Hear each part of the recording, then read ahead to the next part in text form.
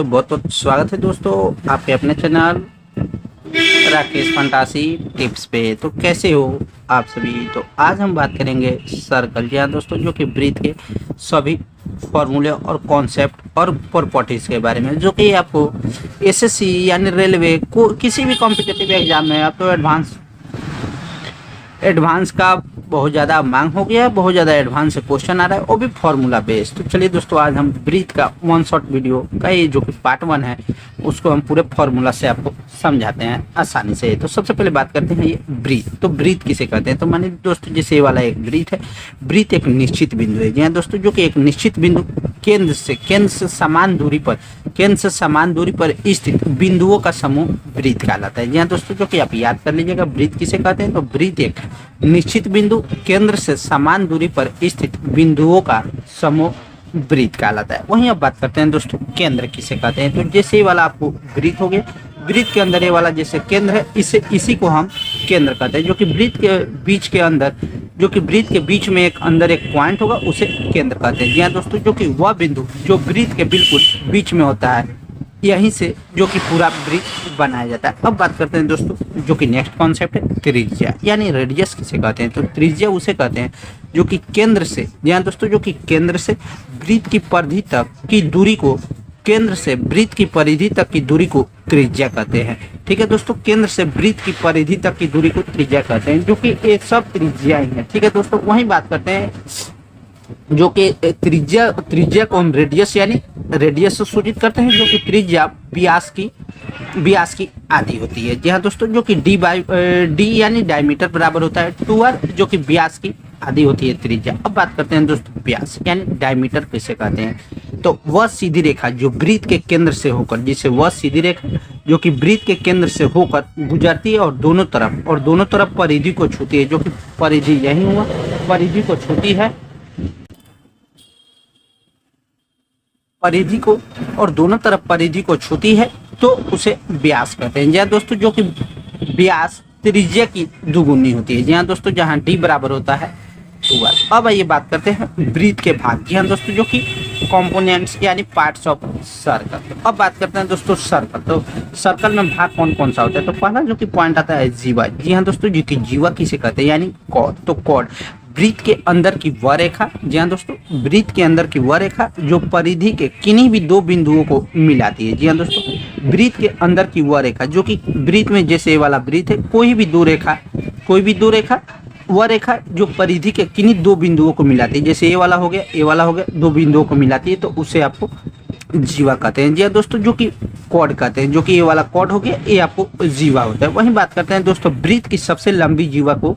जी हाँ दोस्तों, जो कि ब्रीथ की सबसे लंबी जीवा को व्यास बोला जाता है, जो कि ये भी कॉन्सेप्ट आप याद रखिएगा। अब बात करते हैं दोस्तों, ब्रीथ में एक आता है स्पर्श रेखा। जी हाँ दोस्तों, जो कि टैंजेंट, स्पर्श रेखा का कहते हैं टैंजेंट। अब बात करते हैं दोस्तों, टैंजेंट किसे कहते हैं। तो वह रेखा जो ब्रीथ के बाहर से केवल एक बिंदु पर छूकर निकल जाती है, उसे स्पर्श रेखा कहते हैं। वह रेखा जो ब्रीथ के बाहर से केवल एक बिंदु पर छूकर निकल जाती है, उसे स्पर्श रेखा कहते हैं। जो कि ये आपको ब्रीथ हो गया, और ये जो एक रेखा है उसे छूकर बाहर निकल जाती है, उसे स्पर्श रेखा यानी टैंजेंट कहते हैं। अब बात करते हैं छेदक रेखा। जी हाँ दोस्तों, जो कि छेदक रेखा किसे कहते हैं। तो छेदक रेखा मीन्स यानी सेकेंड। तो वह रेखा जो ब्रीथ के, जी हाँ दोस्तों, वह रेखा जो ब्रीथ को काटते हुए आर पर निकल जाती है, जैसे ये वाला आपको ब्रीथ हो गया और ये वाला आपको सेंटर हो गया। वह रेखा जो ब्रीथ को काटते हुए, जी हाँ दोस्तों, जो कि ये वाला आपको काट रही है, ब्रीथ को काटते हुए आर पर निकल जाती है, उसे छेदक रेखा यानी सेकेंड कहते हैं। अब बात करते हैं चाप यानी आर्क के बारे में। तो ब्रीथ की परिधि का एक छोटा टुकड़ा चाप कहलाता है। जी हाँ दोस्तों, जो कि ब्रीथ की परिधि का एक छोटा टुकड़ा, जो कि आपको परिधि हो गया, इसमें एक ए वाला चाप हो गया, एक ए वाला चाप हो गया, इसका एक छोटा टुकड़ा, जी हाँ दोस्तों, जो कि काट दिया जाए तो उसे आपको चाप बोलते हैं। जी हाँ दोस्तों, जो कि ब्रीथ की परिधि का एक छोटा टुकड़ा को चाप बोला जाता है। अब बात करते हैं दोस्तों त्रिज्य खंड, जो कि ये आपको सर्किल का ही भाग है। तो त्रिज्य खंड किसे कहते हैं। तो दो त्रिज्या, जी हाँ दोस्तों, जैसे ये वाला हो गया, जैसे ये वाला आपको एक सर्किल हो गया, इसमें एक त्रिज्या ए वाला है, इसमें एक त्रिज्या ए वाला है, दो त्रिज्या और एक चाप के बीच, और एक चाप ए है और एक चाप ए है के बीच का हिस्सा, ए वाला जो ये आपको बीच का हिस्सा है, ठीक है दोस्तों, उसे त्रिज्या खंड कहते हैं, यानी सेक्टर कहते हैं। अब बात करते हैं दोस्तों, जैसे दो त्रिज्या और एक चाप के बीच का हिस्सा त्रिज्या खंड कहलाता है, जो कि ये आपको त्रिज्या खंड हो गया, ये आपको केंद्र हो गया, ये आपको रेडियस हो गया, पहला रेडियस, ये आपको दूसरा रेडियस हो गया। अब ये दोस्तों बात करते हैं वृत्त खंड किसे कहते हैं, यानी सेगमेंट किसे कहते हैं। तो वृत्त खंड उसे कहते हैं एक जीवा, जहाँ दोस्तों एक जीवा जो कि ये आपको जीवा हो गया, और एक चाप के बीच, और एक चाप के बीच का घिरा हुआ हिस्सा वृत्त खंड कहते हैं। जी हाँ दोस्तों, जो कि एक जीवा और एक चाप के बीच का घिरा हुआ हिस्सा वृत्त खंड कहलाते हैं। एक जीवा और एक चाप के बीच का घिरा हुआ हिस्सा वृत्त खंड कहलाते हैं। अब आइए दोस्तों बात करते हैं लघु सेगमेंट किसे कहते हैं, जो कि आगे चलकर हम सर्किल फॉर्मूला बनाकर, डायग्राम बनाकर आपको बताएंगे।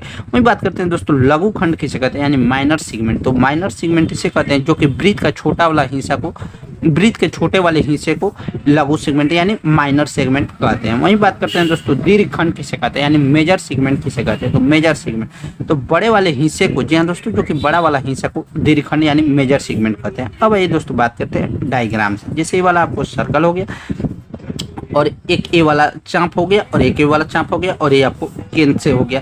तो अब आइए दोस्तों बात करते हैं, जो कि अंदर से जो कि ये आपको शेडेड पोर्शन है उसे आपको वृत्त खंड बोला जाता है, जो कि ये आपको खाली पोर्शन है उसे वृत्त खंड बोला जाता है, जबकि ए वाला अंदर वाले पोर्शन को त्रिज्या खंड बोला जाता है। वहीं दोस्तों बात करते हैं, जैसे ए वाला है सर्कल, और सर्किल में ये वाला एक कॉर्ड डाल दिया गया यानी जीवा डाल दिया गया, तो ऊपर वाले भाग को यानी छोटा वाले हिस्सा को लघु खंड बोला जाता है, जबकि इसको लघु खंड और एक बड़े वाले हिस्सा को दीर्घ खंड यानी मेजर सेगमेंट बोला जाता है। अब बात करते हैं दोस्तों एक जो कि हॉट पॉइंट है, आप याद कर लीजिएगा व्यास। जी हाँ दोस्तों, जो कि यानी डायमीटर हमेशा त्रिज्या का डबल यानी दुगुना होता है। व्यास यानी डायमीटर हमेशा त्रिज्या का डबल यानी दुगुना होता है। वहीं दोस्तों उसके बाद जो कि नेक्स्ट कॉन्सेप्ट है पाई का मान। जी हाँ दोस्तों, पाई का मान हमेशा 22/7 या 3.14 होता है, जो कि ये भी आप याद कर लीजिएगा। पाई का मान हमेशा 22/7 या 3.14 होता है। और क्वेश्चन में दोस्तों सर्किल रिलेटेड क्वेश्चन को हमेशा 22/7 यानी पाई से है, तो उसको हमेशा 11 के मल्टीपल से, अगर 22/7 से मान निकल रहा है तो हमेशा 11 का मल्टीपल देखिएगा। जी हाँ दोस्तों, अब बात करते हैं वृत्त की परिधि। तो वृत्त की परिधि जैसे ये वाला आपको हो गया वृत्त, और इसी को परिधि बोला जाता है, जो कि वृत्त की परिधि, जो कि वृत्त का बाहरी घेरा परिधि कहलाता है। जी हाँ दोस्तों, जो कि वृत्त की परिधि का फॉर्मूला होता है, आप याद कर लीजिएगा, वृत्त का परिधि का फॉर्मूला होता है 2πr। ये भी आप फॉर्मूला याद रखिएगा, क्योंकि परिधि से ही सब चीज खेला होता है।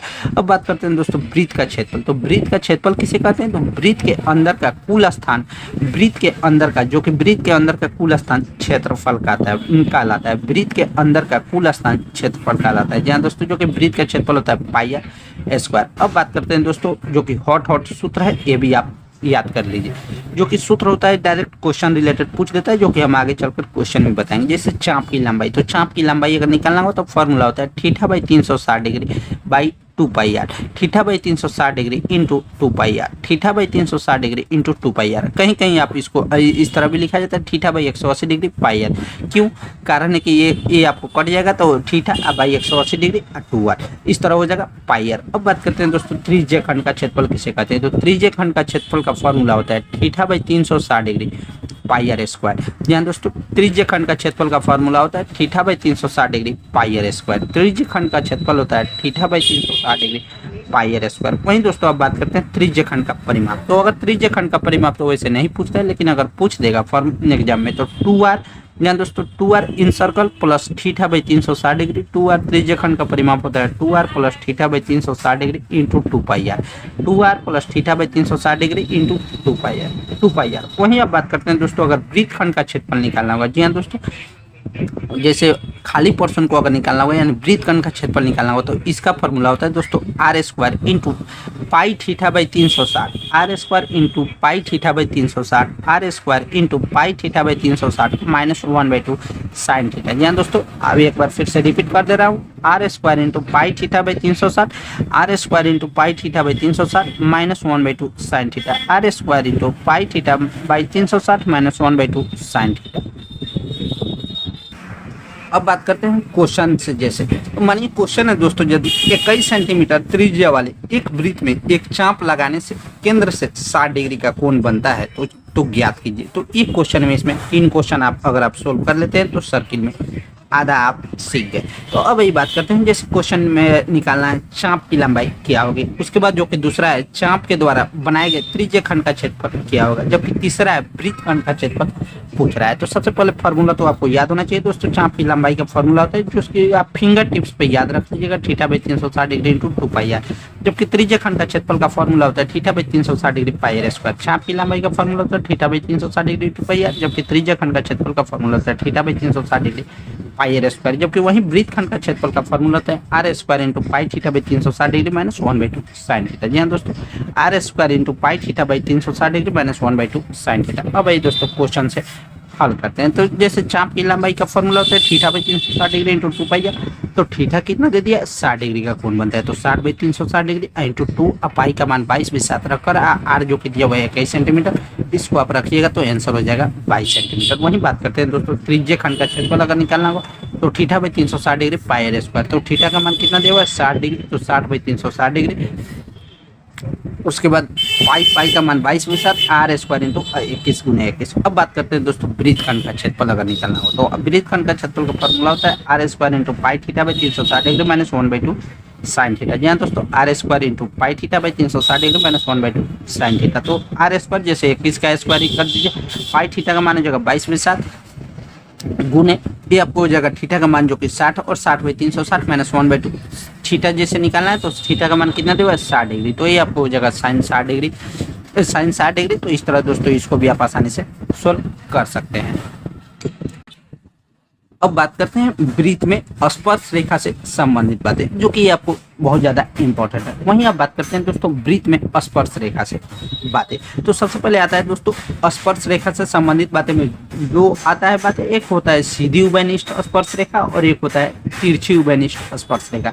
तो सबसे पहले हम जान लेते हैं दोस्तों उभयनिष्ठ स्पर्श रेखा किसे कहते हैं। तो उभयनिष्ठ स्पर्श रेखा तो वैसी स्पर्श रेखा जो वृत्त को स्पर्श करे, वृत्त को स्पर्श मीन्स होता है यानी छुए, तो उसे उभयनिष्ठ स्पर्श रेखा कहते हैं। जैसे ये आपको हो गया वृत्त और वृत्त ये वाला हो गया आपको वृत्त, जैसे ये आपको बाहर से छू रहा है, स्पर्श रेखा किसे कहते हैं जो कि बाहर से छुए, तो ये आपको हो जाएगा जैसे दो जैसे वृत्त है तो ये आपको हो जाएगा सीधी उभयनिष्ठ स्पर्श रेखा, यानी सीधी छू रहा है तो सीधी उभयनिष्ठ स्पर्श रेखा हो जाएगा, यानी कॉमन टेंजेंट सीधी उभयनिष्ठ स्पर्श रेखा। वहीं बात करते हैं तिरछी उभयनिष्ठ स्पर्श रेखा के बारे में, यानी तिरछी उभयनिष्ठ स्पर्श रेखा ट्रांसवर्स कॉमन। तो जैसे आपको हो गया दो वृत्त हो गया और ये आपको मानिए एक स्पर्श रेखा ए बी से यहाँ पे स्पर्श रेखा बी को छू रहा है, तो ये आपको हो जाएगा, यानी ये आपको तिरछी है तो ये आपको हो जाएगा ट्रांसवर्स, यानी तिरछी उभयनिष्ठ स्पर्श रेखा।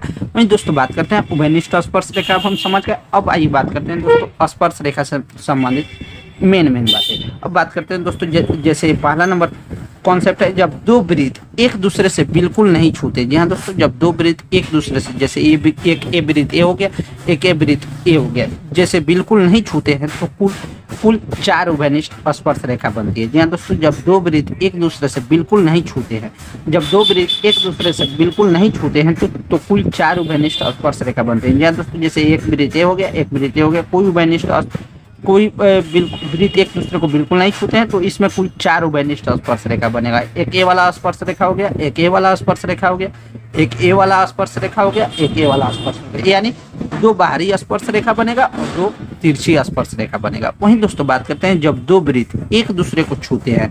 जी हाँ दोस्तों, जब दो वृत्त एक दूसरे को छूते हैं तो कुल 3 उभयनिष्ठ स्पर्श रेखा बनती है। जी हाँ दोस्तों, जब दो वृत्त एक दूसरे को बिल्कुल नहीं छूते तो 4 उभयनिष्ठ स्पर्श रेखा बनती है, जबकि दो वृत्त एक दूसरे को छूते हैं तो कुल 3 उभयनिष्ठ स्पर्श रेखा बनती है। यानी जब दो वृत्त एक दूसरे को छूते हैं तो कुल 3 उभयनिष्ठ स्पर्श रेखा, जबकि नहीं छूते तो 4 उभयनिष्ठ स्पर्श रेखा बनती है, जिसमें एक दूसरे को छूते हैं तो 2 बाहरी स्पर्श रेखा बनेगा, जबकि एक आंतरिक स्पर्श रेखा बनेगा। वहीं दोस्तों अब बात करते हैं नेक्स्ट कॉन्सेप्ट के बारे में, जब दो वृत्त एक दूसरे को काटते हैं। जी हाँ दोस्तों, जब दो वृत्त एक दूसरे को काटते हैं तो उनके बीच 2 उभयनिष्ठ स्पर्श रेखा बनेगा। जी हाँ दोस्तों, ये भी कॉन्सेप्ट आप याद कर लीजिएगा। जब दो वृत्त एक दूसरे को काटते हैं, जब यानी एक वृत्त ए हो गया, एक वृत्त ए हो गया, जब दो वृत्त एक दूसरे को ये वाला यहाँ पे काट रहा है तो इसका एक उभयनिष्ठ, यानी एक ए वाला हो गया, एक ए वाला 2 उभयनिष्ठ स्पर्श रेखा बनता है। वही बात करते हैं दोस्तों जो कि नेक्स्ट कॉन्सेप्ट है जब एक वृत्त दूसरे के अंदर स्पर्श करे। जी हाँ दोस्तों, जैसे एक वृत्त ए हो गया, दूसरे के अंदर स्पर्श करे तो एक उभयनिष्ठ स्पर्श रेखा बनती है। तो आप याद कर लीजिएगा दोस्तों, जब एक वृत्त दूसरे के अंदर स्पर्श करे तो एक वेनिस्ट स्पर्श रेखा बनती है। तो कैसा लगा दोस्तों वीडियो? अगर वीडियो अच्छा लगे तो वीडियो को लाइक करना ना भूले। अगर आप हमारे चैनल पर नए हैं तो चैनल को लाइक, सब्सक्राइब और शेयर भी करना ना भूले, क्योंकि वीडियो बनाने में काफ़ी ज़्यादा मेहनत लगती है। तो चलिए दोस्तों, ये सर्किल का पार्ट 1 था।